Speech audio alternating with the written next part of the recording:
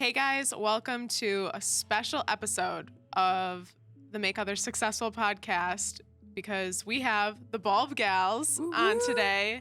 This has been a little bit in the making. We've been talking about it for a few months actually. And then Mitch actually, shout out to him, was like, you guys, you're going to do it. So we're here. Today we're going to talk about actually kind of a unique topic. We all were kind of hired in line of each other within a span of like 3 months. Yeah, 2 or 3 months. Yep. Yeah, and we have all come from different workplaces, different backgrounds of work, and now we're all here and we work in a modern workplace, and our experience has been so great, and we kind of want to talk about what that has made our everyday work life, what we probably could have changed in our previous jobs to make our work lives easier there, and some more topics based on that. So let's get started. We need to set the scene of how did Bulb Gals come to exist? It's a good question. Yeah. I guess I was the first of the 3 hires, and then Michaela very shortly after, and then Livvy, you joined about 2 months later. So our company was going through a big growth spurt, and all 3 of us got hired. And it's a tech-based company, right? We work in tech, and we work with a lot of guys who worked with a lot of guys for a lot of years. They didn't have many women working with them for a while, but it's been really fun to shake it up and have all of us on the team. Yeah. A lot of you guys know we use Slack here. That's our internal messaging system. And I think within like the first month of me starting, we made a private Bulb Gals Slack message, and that's where we coined Bulb Gals. That's where that name kind of came in. So let's do intros. I'm Livvy. I'm our marketing coordinator here. So all the newsletters, blogs, all that comes from me. And I started in about January. What about you? Great. I'm Emma. I'm our delivery lead here, and I started a little over a year ago, and I do everything project management. Nice. And then I'm Michaela. I'm our Power Platform developer. I started a year, I think, to the date. So woo woo. 1 year. 1 year anniversary. Congrats. Okay, well, I'm going to just like work this way. But Emma, since you're kind of the first one hired from this trio, give your background, what you worked in, and talk a little bit about the environment of your previous workplaces. Yeah, so this topic I feel like is really near and dear to my heart because the first week and month here, I realized, wow, Bulb Digital does it so differently than every other workplace I've ever been in. So I've sort of really run the gamut of workplaces. I started as corporate as you can go at one of the biggest Fortune 500 companies in the country or in the world. Worked for a major credit card processing company, bank in New York, and we had thousands of employees.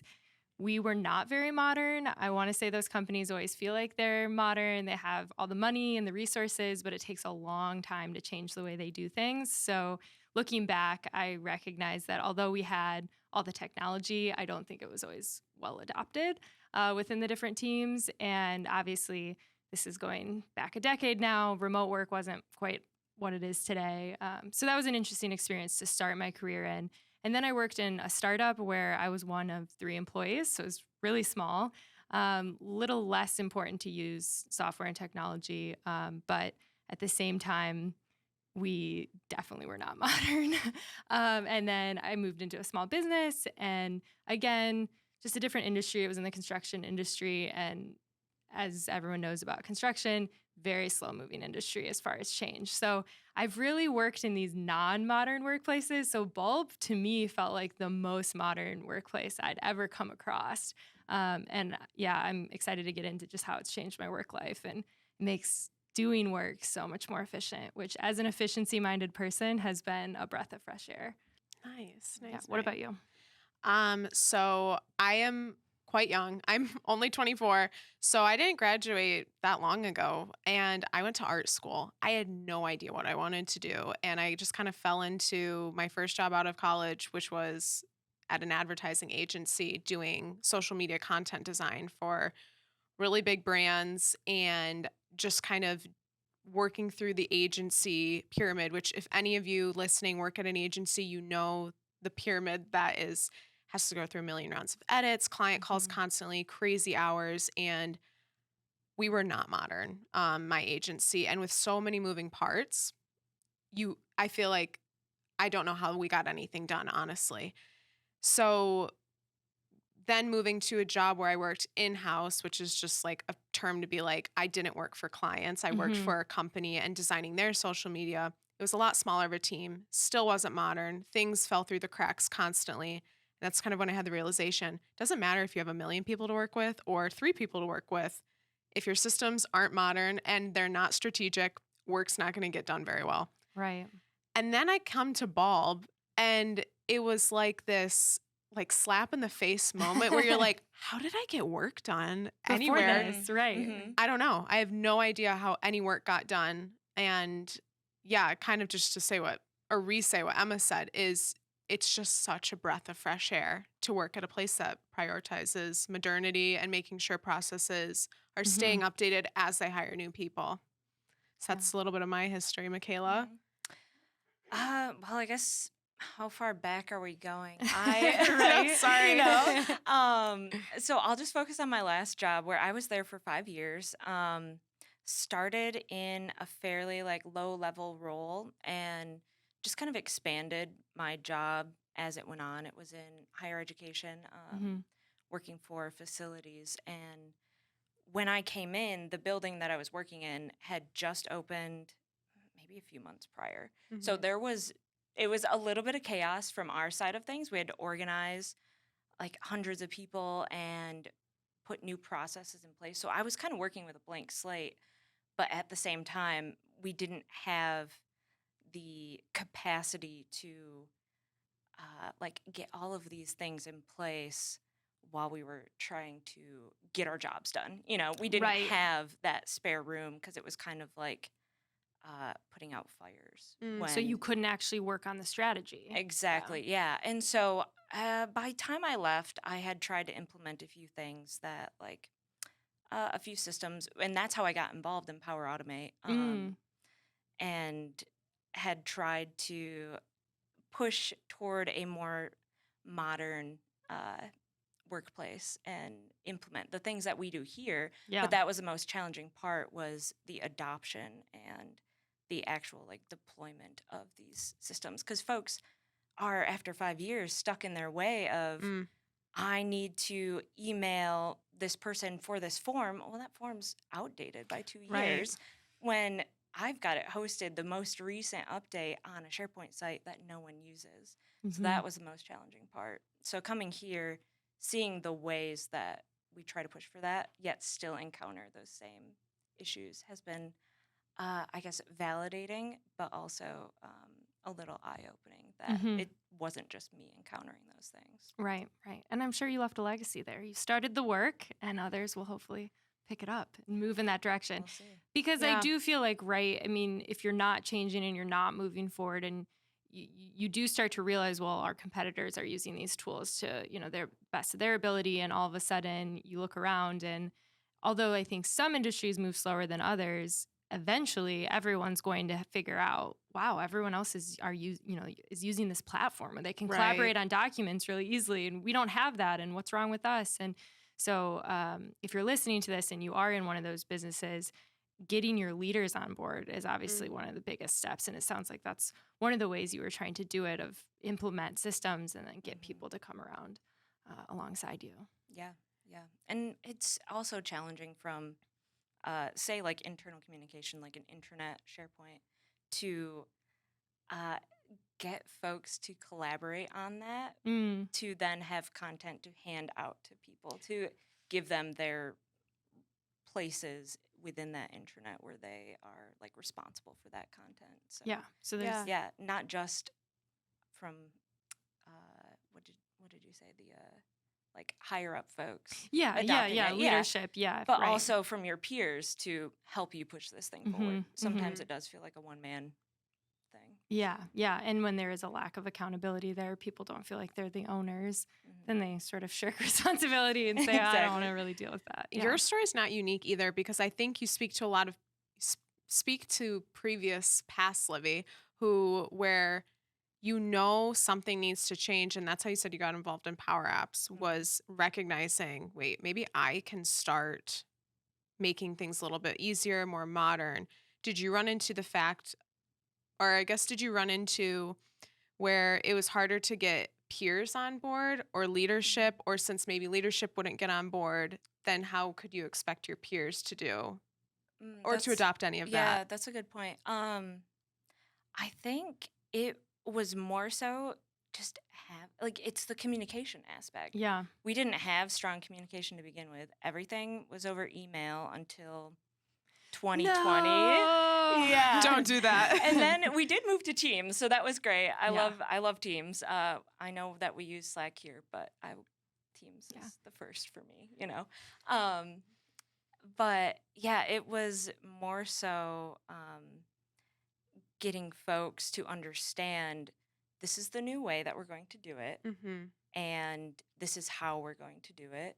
And no matter how many emails or Teams messages I would send, like it felt like too large of a role to not have that teamwork, to not have those folks like be on my side from the start, and to Right. try to like rein people in and like And then updating people on what's new or what a new process or a new standard, exactly. or so you Yeah. almost have to have the communication in place first. That's how it felt. That was a challenge in my experience, was then like Yeah. communicating this out. And part of it was we were replacing old systems. So people still have those bookmarks and all of that right. jazz. And so it's really hard to break those Yeah. things. So you came from an experience of Teams to Slack. What were you using at your old companies? Teams, both times. Teams. Okay. I came from a company where we didn't use any type of messaging software. We used sometimes iPhone group chats, which is really annoying because it's your very personal phone. personal. Yeah. And because this is a small business, but we were growing. We grew I started with 3 employees and I left at 17. So we had huge growth in the 3 years I was there. But we did not start building in those systems until I think it was about 15 employees in. I actually migrated us from Dropbox over to Teams, or SharePoint really is with all of our files. But Teams would open automatically on all of our computers, and all of us would go and close the window. Oh, None of us man. used Teams ever because the way that leadership liked to communicate was email. And it was email, or text to our personal cell phones. And I say this looking back now, I wish I could have put more modern tools in place before I left, because I know now how much Teams or Slack could benefit these companies, or really this particular one I'm thinking of, and their goals and just their communication in general. But yeah, so I went Man. from just email to then Ball of Digital Slack. It's been amazing to be on the same page with other employees who are working on the same project in real time and not have to worry about the churn that emails bring. Yes. That has particularly completely changed my work life. Yeah, that, I think the communication aspect, or the biggest difference I noticed when I started working here and when I actually got to learn my job role and was performing my tasks at kind of like an automatic pace, was, I don't know if you guys felt like this, but at my previous jobs, it felt like not only do I have to get my tasks done, but I have to figure out how to make sure everyone's on the same page when they receive, like, if I need someone to review an asset, or, oh shoot, my one manager likes to email, but my other manager really likes to communicate over Teams. So I gotta differentiate between that. Now it's like, I just get my work done and I know the process is in place. We all are on the same page in some way, that it's like actually getting the work done is most of my day now, not how do I make up for that lack of modern communication, internal communication organized. It's just a mess. And you're touching on such a great point, Livvy, because I feel like from what I said, I was like, well, the tool really changed my life. Having Slack, great. But it's not just having the tools. It's not just having Teams. It's not just having Slack. It's not just moving your business away and to be more modern. It's also having some type of system or governance or process that then is clearly communicated when you were onboarded of, hey, this is how we do it. If you think of a better way, feel free to bring it up to us, but this is the process. So that it feels like you've now, expectations have been set, you know how to follow those. You don't have to figure those out. You just have to do the work. Yeah. Which isn't that what we all want most of the Right. time? Yeah. And then if you're a system-oriented person, maybe you'll have some ideas on how to improve it, which I think honestly all of us have probably done or brought forward, and it's an open, conversation. Right. You looked like you had a thought. I did. So I was thinking about how our Slack is organized by all these different channels, and Mhm. that you were talking about the structure of it, that really, I think, helps facilitate a lot of this. Whereas I've been at my previous job, we had a Teams, which was Mhm. great, but we were kind of thrown into it with suddenly being remote in 2020, and so we didn't have structure. It was just one single thread of everything. We were a team of man. yeah, and we were a team of like 7 folks spread across a couple different locations. And so, like, it was just everything in one spot. And Everything everywhere all at once. yeah, and Chaos. it's similar Yeah. to email in that way, where Sure. there's this ambiguity of organization within, you have just one inbox. You can put your stuff in folders, but really it's just one inbox where these threads of communication are taking place. And the way that we have our Slack channel set up actually encouraged me to create a Discord chat with me and my partner. And I've broken it out into like, this is finances, this is like date planning Yeah. and things like that. So Oh, that that's we So fun. smart. Yeah, So so organized. I know, and it feels so much better because Yeah. now it's not just our text chain going Right, back and forth, right. which we still use, obviously, but it's much more structured and has been really helpful for Right. organizing my relationship. I love Yeah. that. So, You're using yeah. topic-based messaging Yeah. to level up your relationship. Yeah. Real life. Well done, love it. Michaela. I love that. So I feel like what we are really touching on here is topic-based messaging in itself isn't necessarily the answer, but you do need to bring in some strategy and some structure around, okay, how are we going to organize topics? How are we going to actually use the structure to the best? We can't just have one thread. Right. And to what you were saying, Michaela, a lot of people might resonate with that of, well, I have so much work to do. When am I going to find time to go sit in a room with a whiteboard and whiteboard out the structure of all of this? Right. What would you say to someone like that? How would you kind of encourage them? Well, the whiteboard thing actually makes me think of what we would do at our previous job was we would literally bring in a rolling whiteboard into a conference room, and on a regular basis, we would make out lists of all of the things that we had to accomplish and where we were at with like updates to projects. And Is that the like, only spot it lived?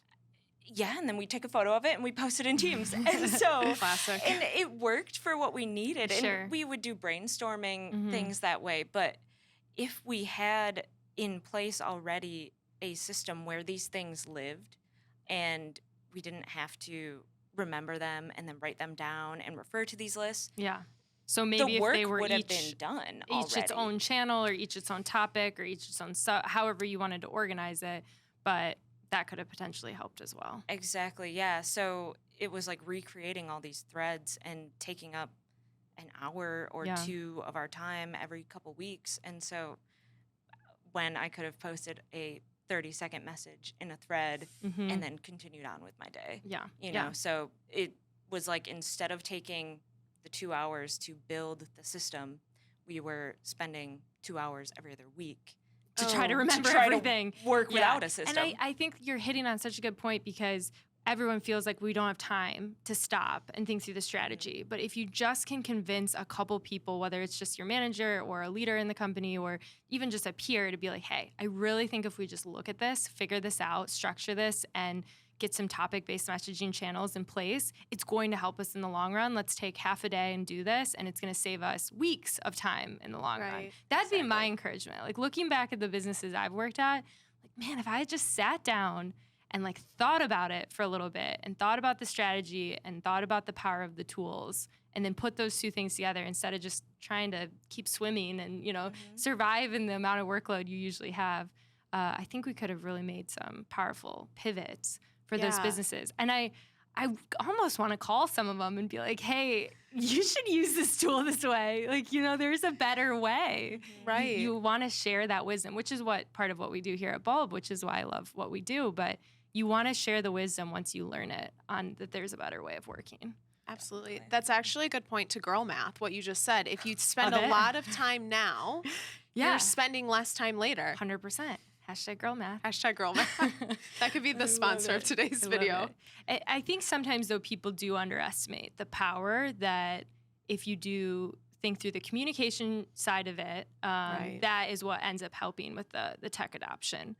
That's the other piece that I'd love for us to chat more about as well, because specifically the construction industry, we were looking at a lot of people who didn't want to change the way they use technology at all. So they were slow to adopt even apps on their phone type thing for work. So it's really hard to think about a project manager, a superintendent out on a site actually using the Teams app when they don't really even want to use email. They just want to text. What was their default, if not those things? Texting, direct text, or once in a while, once a week, they check email, or phone calls. It's all phone calls in that industry.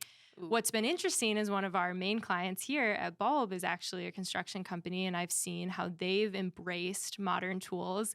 And they're an example of, you can't really just say, well, our industry doesn't really change. Because when you do see players in that industry changing and modernizing and just saving a ton of money, time, effort, all of it, you built an app for one of our clients that's in that industry. And it's so fascinating to see how it changes. And I almost wanted to make that a case study and send that to my old company to say, hey, these things could really make a difference. I almost feel like I dropped the ball at these old places, but I didn't know. I didn't have the knowledge about how it could actually shape these specific businesses. Right. Yeah. And hopefully people who are listening right now know that it's not always, I kind of call it like a death sentence. Like, like Michaela was talking, making a couple Slack channels, like I wish I could tell old Livvy, hey, in your social media department, just focus on those 20 people. You don't have to do the 200-person company. That's great advice. Be like, hey, you guys, been thinking we should make, like I'm using Slack channels for an example, an Instagram or a client-based one. You can separate it out however you want. But even just that freedom from your mind of knowing like I know exactly where a message is that I need to refer to, or like you talked about how you just had like kind of like a stream of consciousness, it sounds like. Yeah. We'd have the random like, hey, check out my kids at their soccer game. And then, hey, I have an upcoming deadline. I need a response on so this. It's just like, okay, Sharon, we can't look at like Caleb right now. Like, oh, that's cute, but it's getting in the way of my work. I would like to shove it to the side, but I don't have the luxury to do that. It's all in one place. No, you're so right though, Livvy, about starting small, because looking back, there were 3 of us who worked on the accounting side of operations and everything as well. We should have had a channel just for the 3 of us. And I know those 2 women would have gotten on board. They were office workers in the sense that they were at their computer a lot. That's where I could have started it. Like find the in of who will be a tech adopter and then start small with that. You don't have to do the 200-person company to begin with. Right. Yeah. And that's the champions model of things. Right. And so I was part of the champions model at my previous place. And of course you were. I know. It was the Microsoft champions. And so we met like once a month. I had to travel like an hour to go to the main campus there.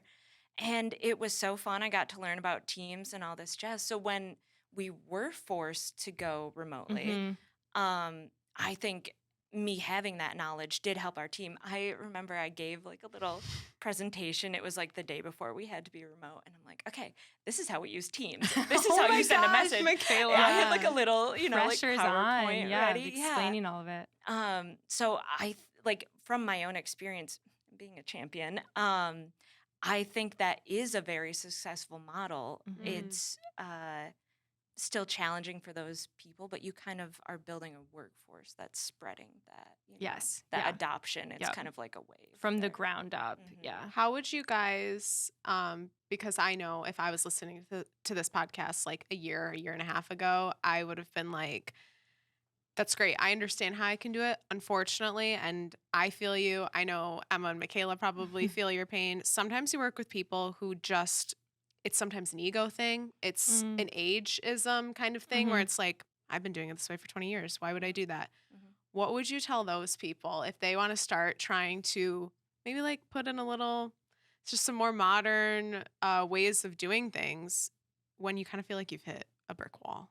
I feel like on the one hand, I would go back and tell myself this, if I could go talk to past Emma, that I feel like where your mind normally goes with these sort of modernizations is it's going to help the bottom line. You know, you go talk to your leader and you say, well, Mm. we'll save time. So we'll be more efficient. So we'll save money. And so then you think that will actually move the needle. And depending on the person, maybe it would, maybe it wouldn't. I wish I could go back and tell past me, you will enjoy working more if you're able Ooh, to get yeah. these because it used to be in my head be like, well, you know, too bad my leader won't listen. He could be saving so much money, but it's his company, not mine. But that's such a shallow sort of reasoning. I actually think you just end up having more joy in your workday Right. when things go more smoothly. And maybe that's cheesy to say, but I've experienced it the last year of enjoying work much more when you feel like you're on the same page and you're actually rowing in the same direction with all your coworkers. So, given the communication topic we're on, I think that one's top of mind. I would almost take that angle of if you can convince yourself of that, it gives you a lot more intrinsic motivation to get other people on board with you in whatever Right. way you need to. But don't just think of it as only a money saver because that can be kind of a shallow. I lost motivation with that quite quickly because I was like, well, that's not going to really affect my bottom line. You know, I'm paid what I'm Right. paid. And so that's me being super honest. Yeah, and that's a good point because I think, I mean, I've been here too, where it's like, it's just my work. It's just my Yeah. work. Well, that's Mhm.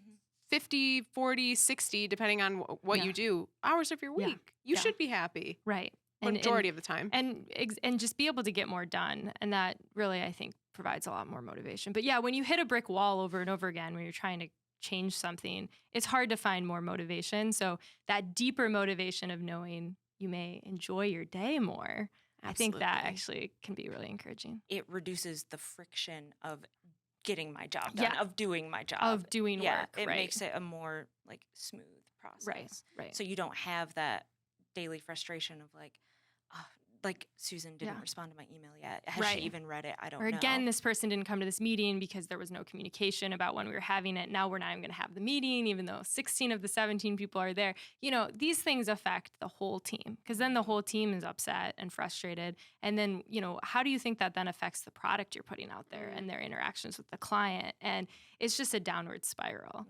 But yeah, how do you sum all that up in a conversation with your boss? It's a challenge. We've That's all for done it. sure. Yeah.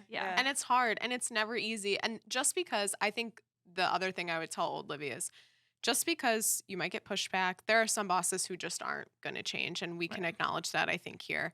But those difficult conversations could lead to a really big payoff. And I sometimes wish I would have done that more, knowing the people that I worked with. My challenge in suggesting these new ideas is that they look so drastically different from what people expect. I always think of the end result. Like I'm always, 500 yards down the road being like, yes, this is what it will look like. But it looks so foreign to folks because they haven't followed my train of thought to get to this place. And so when you hand someone something that doesn't look like anything they're used to, they don't want to touch it. Like, oh no, I can't learn this. This is the new user interface, whatever it is. Right. I think part of it is to be sneaky and start small and make it look like what they already know. We had, I think, someone on office hours or within our community ask something about using Loop within email so that people who use email can start using Loop and not even know it. And so I think that's a great idea. Ooh. Yes. I know, It's right? a That's great cool. idea. Sneaky. Yeah. Yes. Yeah, to get people to adopt things that maybe they don't realize they're Yes. adopting a new tool. Or another one that's just such an easy example is if you have an event coming up and you usually would send an email with all the information in it, send a message or if you have to, the email, but don't have any of the information in the message. Have a link to your SharePoint intranet if you're trying to get people to start exploring that. And So don't always spoon feed everyone all the information. Make them have to go find it, and so that they start to learn the tool, whether it's a intranet or they have to log on to Teams to go see the information if that's where it's posted. Something that's doable. Like, it's not like this massive, oh my gosh, I can't even fathom trying to do this to everyone, but just like, oh, I'm just going to do it once and like see what happens. Let's see what goes on. So let's leave everyone with like the one or two things that we enjoy most about our modern workplace that we think they could adopt. Love Yes. it. I probably have my two if you want me to Go. first. Go. But again, because I came from such non-modern workplaces, this will probably seem elementary to some people, but if you're hearing this and it sounds new, you need to use it. So within SharePoint, just a couple years ago, I didn't understand how document collaboration worked. So I didn't realize, I think years and years ago, this is going to show my lack of Teams knowledge from years ago, but you used to not be able to collaborate on a document in the desktop app. You could only do it online. And so that turned a lot of people off to being able to collaborate, because if you had it open on your desktop and someone else had it open on their desktop, or when we had Dropbox, that's how it was.